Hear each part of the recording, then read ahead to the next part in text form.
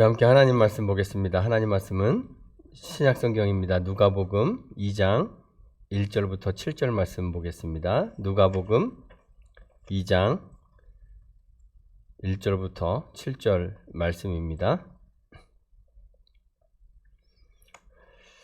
우리 한 절씩 교독하고 마지막 7절은 같이 읽습니다.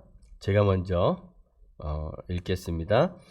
그때 가이사 아구스도가 영을 내려 천하로 다 호적하라 하였으니 이 호적은 구레뇨가 수리아 총독이 되었을 때 처음 한 것이라. 모든 사람이 호적하러 각각 고향으로 돌아가매 요셉도 다윗의 집 족속이므로 갈릴리 나사렛 동네에서 유대를 향하여 베들레헴이라 하는 다윗의 동네로 그 약혼한 마리아와 함께 호적하러 올라가니 마리아가 이미 잉태하였더라. 거기 있을 때에 해산할 날이 차서 첫 아들을 낳아 강보로 싸서 구유에 뉘었으니 이는 여관에 있을 곳이 없음이로라. 아멘. 메리 크리스마스죠? 예.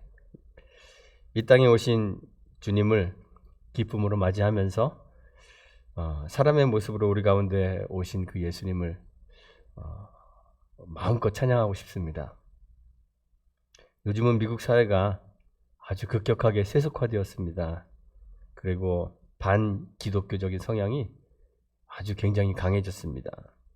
그래서 종교적 색채를 드러내는 것을 극도로 꺼리는 그런 사회가 되었는데, 사실 보면 다른 종교에 대해서는 다 대단히 관용적이에요. 그런데 오직 기독교에 대해서만 이렇게 종교 분리의 원칙을 내세우며, 정교 분리죠. 정교 분리의 원칙을 내세우며 아주 기독교 색채를 내는 것을 정말 극도로 싫어합니다.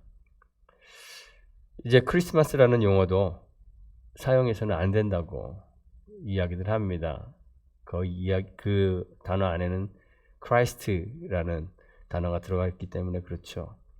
요즘엔 주로 그래서 홀리데이라는 단어를 사용합니다. 마침 12월 어간 비슷한 시기에 유대인들이 즐기는, 유대인들이 세는 명절인 하누카가 있죠. 그래서 뭐 하누카, 그 다음에 그 다음 주에 바로 이어지는 New Year's Day 다 합쳐갖고 그냥 뭉뚱그려서 할리데이다 이렇게 부릅니다. 아무리 그래도 성탄절은 세계에서 가장 큰 명절 가운데 하나입니다. 미국에서도 성탄절은 추수감사절과 더불어 미국의 그 양대 명절이라고 해야 되나요? 가장 큰 명절입니다.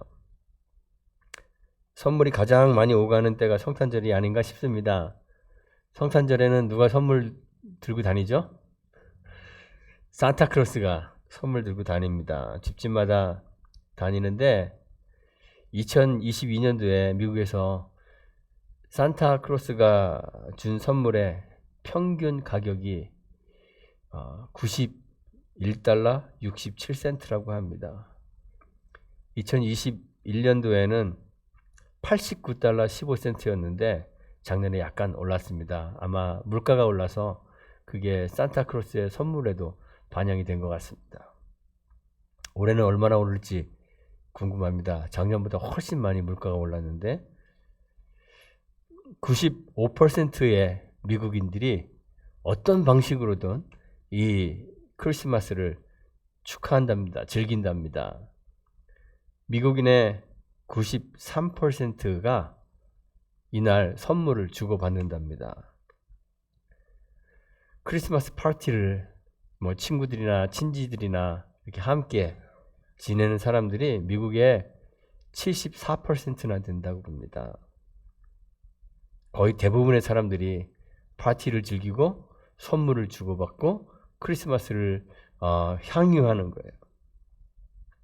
매년 미국 사람들이 보내는 크리스마스 카드가 1.5 빌리언이라고 합니다. 1.5 빌리언 장의 크리스마스 카드가 왔다 갔다 합니다.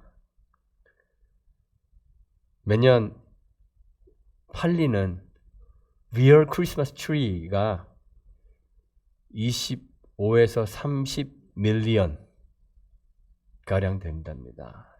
3천만 그루의 나무가 크리스마스 트리로 팔립니다. 아티피셜 크리스마스 트리 그 있잖아요. 플라스틱으로 만든 거. 그것도 한번 사놓으면 평생 쓸 것 같은데 그것도 매년 팔리는 개수가 800만 개에서 1200만 개씩 팔린답니다. 사람들은 추수감사절이 지나면서부터 크리스마스 데코레이션을 시작합니다. 집안에 크리스마스 트리를 세우고 여러 가지 색깔의 전구와 또 오너멘트로 장식합니다. 집 밖에, 야드에, 그리고 지붕에, 처마에 크리스마스 불빛으로 장식하고 불을 밝힙니다. 아웃도어 집 밖에 데코레이션 하는, 홀리데이 데코레이션 하는 것을 미국 사람들의 70%가 실제로 하는지 어쩌는지 모르겠는데요. 계획한대요. 그리고 그 가운데 40%, 미국 전체 40%의 사람들이 추수감사절이 지나자마자 그리고 12월 1일이 되기 전에 부지런히 나가서 크리스마스 라이트로 야드를 장식한다 그럽니다. 미국 사람들이 크리스마스 장식을 위해서 바깥에 장식을 위해서 사용하는 돈 예산이 평균 384달러나 된다 그럽니다.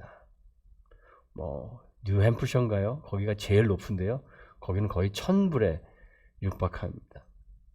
경쟁적으로 사람들이 크리스마스 장식들을 화려하게 합니다.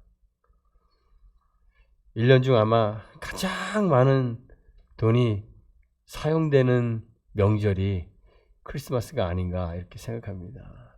크리스마스 그러면 부유하고 정말 화려한 그러한 명절입니다.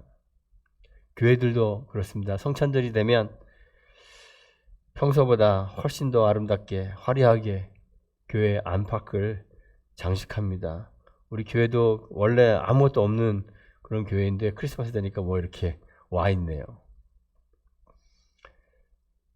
여러 가지 행사를 준비하고 또 공연합니다. 최고의 수준으로 최고의 공연을 하기 위해서 음악들을 준비하고 연극과 뮤지컬을 정성스럽게 준비해서 공연합니다. 사람들을 초청하기도 하고 선물을 주고받으며 주의 성탄을 축하합니다.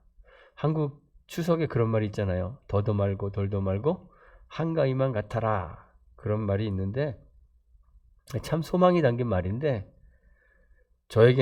우리에게는 저는 이렇게 추석을 세는 사람이 아니니까 더도 말고 덜도 말고 성탄절만 같아라 이렇게 얘기해도 괜찮을 만큼 성탄절은 참 풍성한 절기이고 여유가 넘치고 아름답고 화려한 그러한 명절입니다.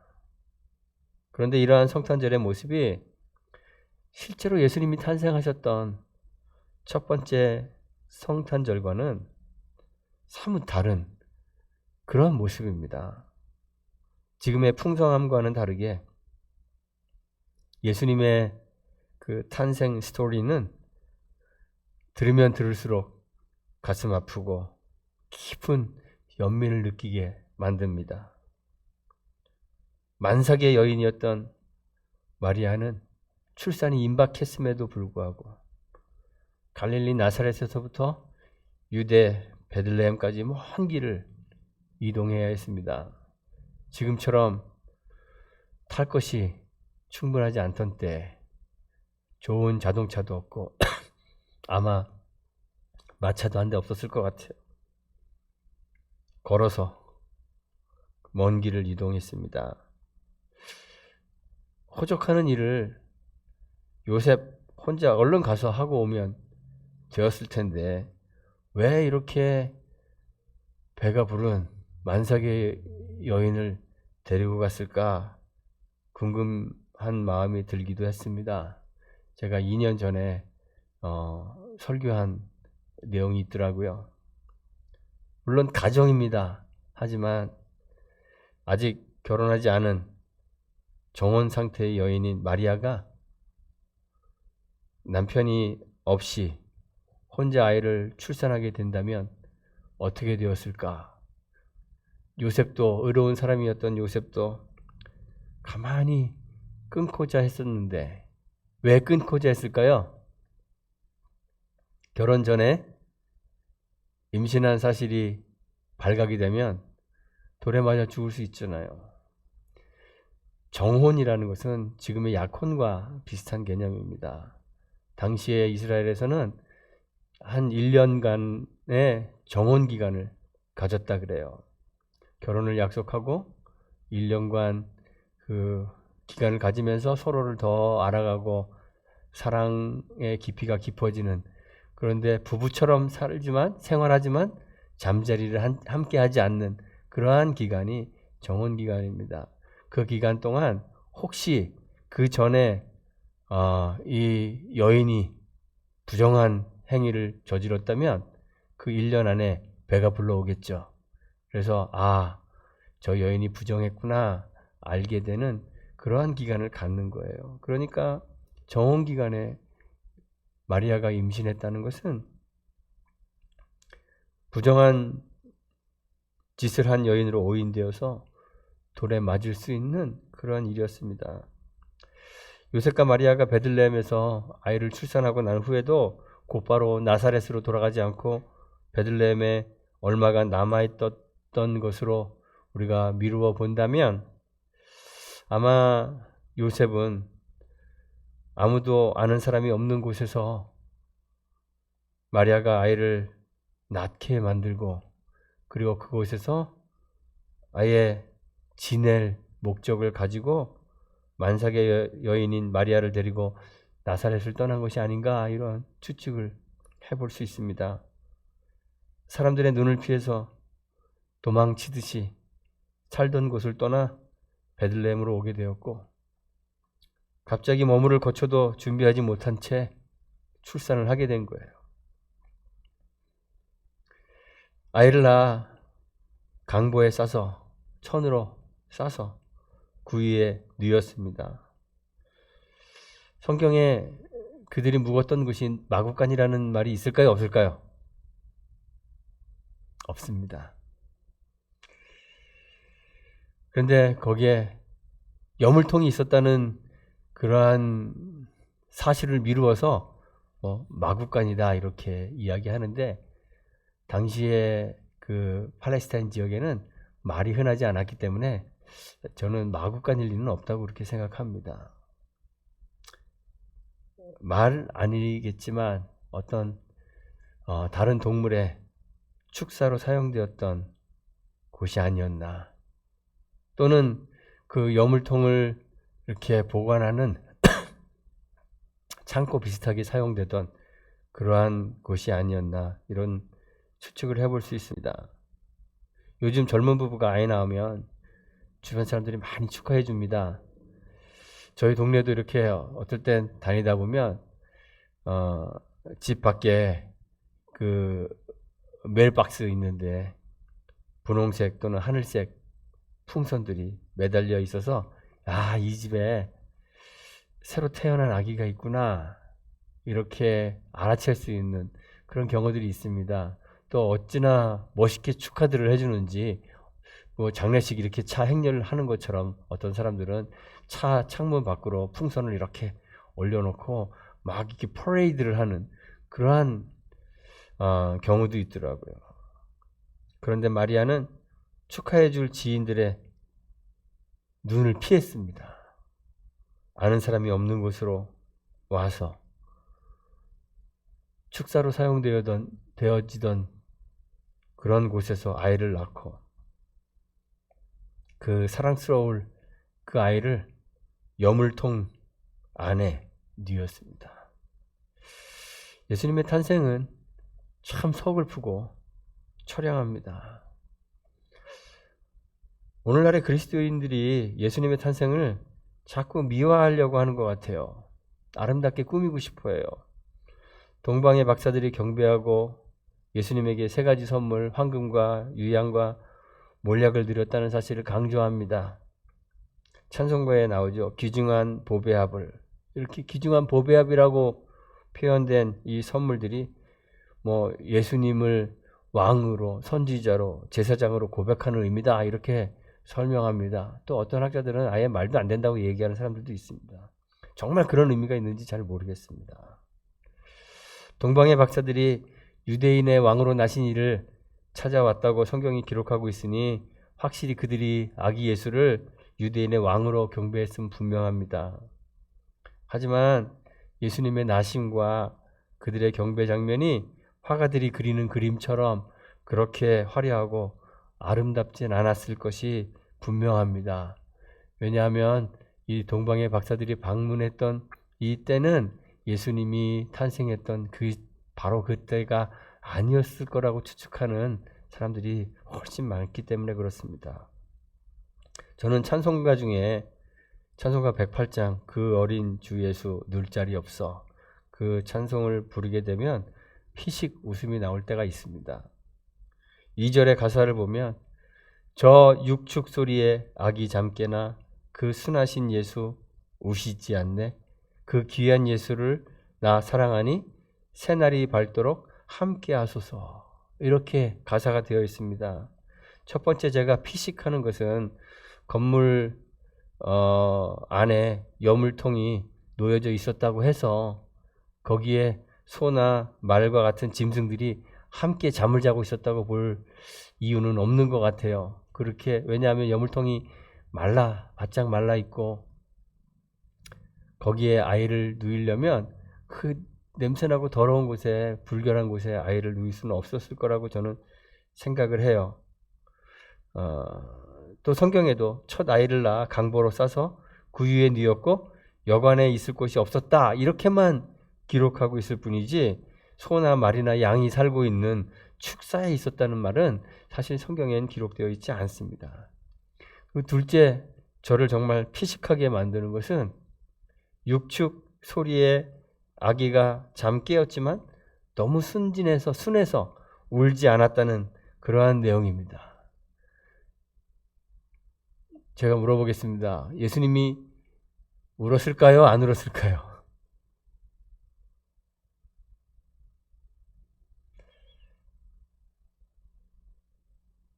불교 경전에는 그런 내용이 있습니다. 붓다가 그 어머니 마야 부인의 옆구리에서 태어나자마자 북쪽으로 7걸음을 막 걸어가서 외쳤죠. 그 외쳤다는 말이 뭔지 아시나요?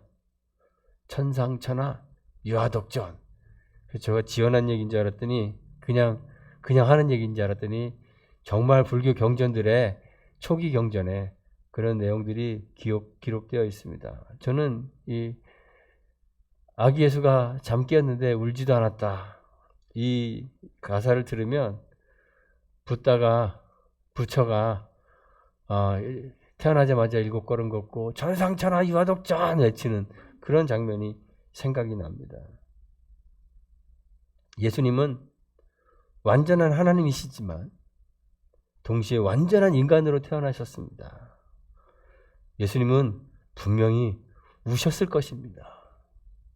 울어도 아주 많이 우셨을 겁니다. 아기들이 얼마나 많이 우는지 아시죠? 저도 아이들 둘 키워봤는데, 물론 제가 키운 건 아니지만 키워봤는데 정말 많이 웁니다. 얘가 무슨 죽을 병에 걸린 것이 아닌가 생각될 정도로, 그래서 우는 애기들 밤에 들쳐업고 응급실로 막 뛰어가던 것이 한두 번이 아닙니다. 배고파도 울고, 기저귀가 젖어도 울고, 자세가 불편해도 울고, 그냥 심심해도 웁니다. 그것 외에는 의사소통할 수 있는 다른 방법이 없기 때문에 웁니다. 울어야 됩니다. 예수님 안 울었으면 비정상인 것입니다. 자다가 의도치 않게 깨게 되었는데 아기가 안 울었을 리가 없습니다. 울었을 것입니다. 아기 예수님이 왕이시고 하나님의 아들이신 것이 분명하지만 그의 탄생에서 울지도 않는 그의 신성이 두드러지게 발현되었기 때문에 그 아기가 왕인 것은 아닙니다. 그래서 그 아기가 하나님의 아들인 것은 아닙니다. 불편하고 힘든 상황에서도 울지 않는 아기의 그 독특하고 특출한 성품이 그를 하나님의 아들로 증명하는 것이 아닙니다. 그에게 왕의 선물을 드리는 웅장하고 화려한 동방박사들의 그 옷차림과 의식이 아기 예수의 신성을 증명해 주는 것도 아닙니다. 누가는 예수님의 탄생의 이야기를 기록하면서 예수님의 특출함을 전혀 기록하고 있지 않습니다.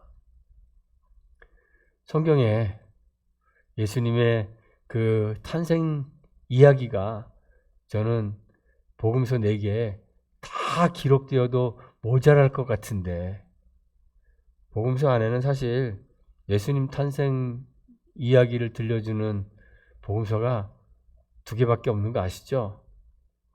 하나 마태복음이고 하나는 오늘 우리가 읽은 누가복음입니다.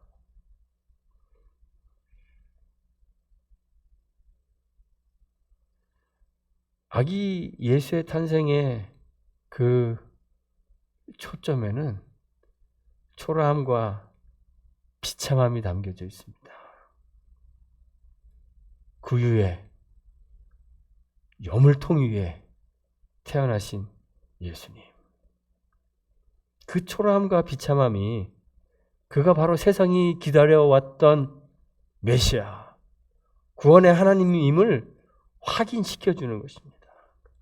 우리의 비참함을 대신 짊어지시는 하나님, 우리의 무능력과 무기력과 무가치함을 대신 짊어지시는 하나님, 고통과 고난의 눈물 흘리는 우리의 울음을 대신 울어주시는 하나님,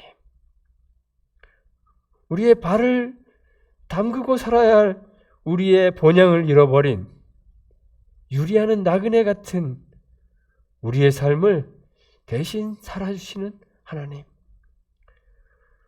우리의 가난함을 대신 짊어지시는 하나님, 예수가 바로 그분이심을 그가 여물통 위에 누워서 우리에게 보여주시는 거예요. 교회는 늘상 화려함이나 부유함 속에서, 강함 속에서 우리 하나님을 확인하려는 유혹을 받아왔습니다. 우리는 아브라함, 이삭, 야곱이 누렸던 그 부유함이 함께 하시는 하나님의 증거라고 믿습니다. 전쟁에서 늘 승리했던 다윗의 그 강함이, 또는 요셉이나 다니엘의 그 정치적 출세 같은 것이 함께 하시는 하나님의 증거라고 말하는 것을 주저하지 않았습니다. 그런데 베드로나 요한의 그 가난함, 사도 바울의 고난, 여러 사도들이 경험했던 순교, 이러한 것 역시 하나님이 함께 하시는 하나님의 증거인 것을 받아들이고 싶어 하지 않습니다.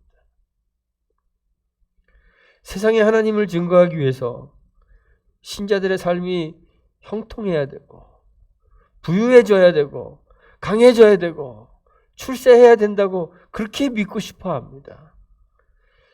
세상 사람들의 관심을 교회로 돌리기 위해서는 교회가 조금이라도 더 편안한 곳이 되어야 된다고, 사람들의 그 기호를 채워줄 수 있는 곳이 되어야 된다고 그렇게 이야기하면서 그렇게 되려고 노력들을 합니다. 교회 역사를 우리가 쭉 돌아보면 중세시대에도 그랬습니다. 중세시대를 기록하고 있는 기록들을 보면 이게 현대의 한국교회인가 싶은 그러한 내용들이 꽤 있습니다. 교회가 더 화려하고 더 웅장한 건물을 갖기 위해 지금 있는 건물도 꽤 쓸만한데 헐어버리고 더 높이 하늘을 찌를 듯한 건물을 새로 지었던 건축의 붐이 중세시대에도 있었습니다. 교회가 세속의 권력마저도 쥐고 흔들고 그 힘으로 사람들을 개종시킵니다. 제가 중세나 그 중세 근대로 넘어오는 그 시기에 기독교가 우리 교회를 망가뜨렸다고 생각하는 이유 중에 하나가 있습니다. 영주가 힘 있는 사람이 개종하면 그 밑에 사람들은 다 따라서 같이 개종해요. 힘으로 사람들을 개종시키고 교인으로 만들어버리는 일들이 일어납니다. 지금도 우리는 그런 유혹에서 벗어나지 못합니다. 교회의 신자들이 세상의 각 분야에서 영향력을 발휘하여 그 힘을 가지고 그 힘으로 세상을 변화시키려는 유혹을 많이 받습니다. 우리 교회도 어떻게 사람들을 교회로 나오게 하고 어떻게 사람들에게 하나님을 보여주고 알려줘야 하는가 고민하잖아요. 그런데 그 고민의 대부분이 부유함 속에 거하시는 하나님의 우리의 생각이 고정되어 있는 것이 참 안타깝습니다. 시설이 좋아야 하고 사람이 더 많아야 하고 사람들이 더 편안하고 오고 싶은 그러한 매력적인 것들이 교회 안에 더 많아야 한다고. 그럼 미끼가 제공되어야만 교회가 세상에 하나님을 보여줄 수 있다고 믿어버리는 것이 가슴이 너무 아픕니다. 세상 사람들은 이야기합니다. 돈을 벌어요. 그런데 교회도 돈을 벌면 안 되는 것이잖아요. 부유하고 화려해야 더 부유해지고 하나님 보여줄 수 있을 것이라는 그런 착각을 교회가 하게 됩니다. 그런데 성경이 기록하고 있는 첫 번째 성탄절의 모습은 우리를 한없이 겸손하게 만듭니다. 여물통 위에 누운 갓난아기.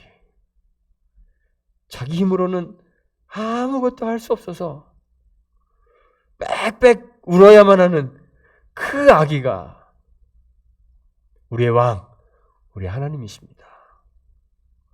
이사야가 예수 그리스도에 대해서 예언하기를 이사야서 53장에 보면 그는 주 앞에서 자라나기를 연한 순 같고 마른 땅에서 나온 뿌리 같아서 고운 모양도 없고 풍채도 없은즉 우리가 보기에 흠모할 만한 아름다운 것이 없도다. 멸시를 받아 사람들에게는 버림받고 강고를 많이 겪으며 그래서 질고를 아는 자, 우리의 질고를 지고 우리의 슬픔을 당한 자, 그가 바로 이 땅에 오신 하나님이십니다. 사람들이 북적북적거리고 교회도 뭐가 좀 많았던 그런 부흥기 시대의 교회를 그리워하는 사람들이 많습니다. 저도 때로는 그립습니다. 그때 풍성했던 성탄절을 그리워하고 아쉬워하는 사람들이 많이 있습니다. 저도 그렇습니다. 과거의 교회가 세상보다 부유하고 세상보다 더 똑똑해 보여서 힘을 좀 쓸 수 있었던 때가 있었습니다. 그때가 그리워지고 그때로 돌아가고 싶은 마음이 많이 듭니다. 그런데 지금 교회의 부흥기는 끝나버렸잖아요. 사람들이 교회를 떠납니다. 지금도 계속 떠나고 있습니다. 게다가 팬데믹 지나니까 교회들이 더 많이 약해지고 더 많이 초라해졌습니다. 강제로 겸손해진 것이 아닌가 이런 생각이 들었습니다. 그래서 더더욱 힘 갖고 싶고 더더욱 부유해지고 더더욱 출세하고 싶어지는 사람들도 있을 것입니다. 그래야 세상에 교회가 하나님 계심을 보여줄 수 있을 것 같다는 그런 마음이 드는 사람들도 있습니다. 그런데 강제로 겸손해져 버린 이때 여물통 위에 누운 아기 하나님을 만나 그를 경배하는 교회가 되었으면 좋겠습니다. 여물통 위에 아기 하나님이시기 때문에 그분이 우리의 가난을 짊어지셨습니다. 그분이 우리의 무능과 무기력을 짊어지셨습니다. 그분이 우리의 질고 우리의 슬픔을 당하셨습니다. 그가 우리의 구원자가 되어주셨습니다. 그래서 우리는 이 연약함을 통해서만 우리가 연약하기 때문에 세상의 구원의 하나님을 보여줄 수 있는 것입니다. 내가 할 수 있는 것이 많아지면 많아질수록 우리는 세상에 하나님이 아닌 우리 자신을 보여주고 말 것입니다. 교회가 자꾸 힘드니까 어려우니까 저도 많이 힘들어요. 저도 큰 교회 왜 안 갔을까? 물론 못 간 거지만 그런 생각이 들 때도 많이 있습니다. 그런데 교회의 부요함이 저는 하나님을 계속 가리고 있다고 그렇게 생각합니다. 세속의 부요함을 추구하지 않고 우리의 가난함을 통해 정말 다행이잖아요. 그렇죠? 다른 사람들도 다 같이 다른 교회들 다 같이 가난해졌으니까 강제로 겸손해진 이때 세속의 부유함 추구하지 않고 우리의 가난함을 통해 우리의 가난함을 짊어지신 우리 하나님을 증거하는 저와 여러분 우리 교회가 되기를 주님의 이름으로 축원하고 부탁드리겠습니다. 함께 기도합니다. 하나님 감사합니다. 우리를 구원하시기 위해 아들을 이 세상에 보내주셨으니 참 감사합니다. 주님이 왕궁이나 화려한 고관의 집에 태어나지 않으시고 가난한 목수의 아들로 여물통 위로 오신 것 감사합니다. 주님의 겸손함으로 우리의 질고와 슬픔을 당하시고 우리의 가난함을 대신 짊어주시니 감사합니다. 우리도 겸손히 주를 따르며 세상의 화려함 좇지 않고 우리의 연약함을 통해 오히려 우리 안에 계신 주님을 세상에 보여주고 증거할 수 있도록 인도해 주시기를 간절히 바랍니다. 예수님의 이름으로 기도합니다. 아멘.